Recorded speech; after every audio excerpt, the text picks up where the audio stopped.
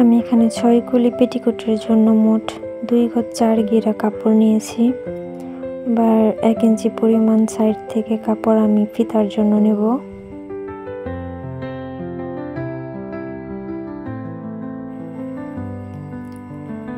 এখন কোমরের বেল্টের জন্য আমি 12 ইঞ্চি পরিমাণ কাপড় আলাদা কেটে সরিয়ে রাখব।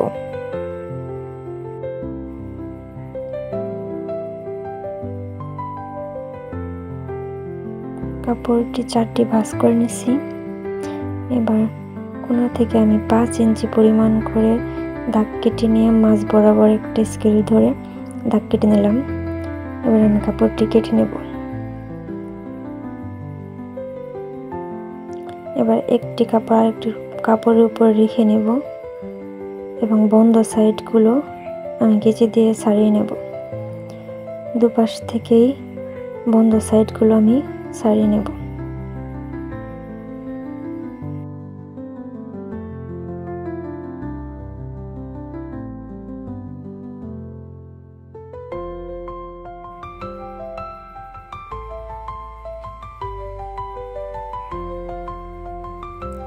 এবার পাশ থেকে কোনার কাপড় যে এবড়ো থেবড়ো কাপড় আছে ওইগুলো 1/2 ইঞ্চি করে আমি কাপড়গুলো কেটে মিলিয়ে নেব।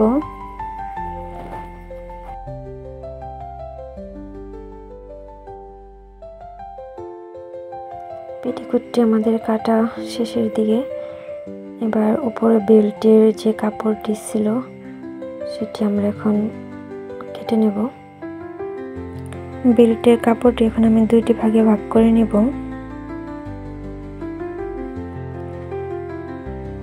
আমাদের পেটিকোটটি কাটা কমপ্লিট। এখন কাপড়টি আমি বিছিয়ে দেখাবো।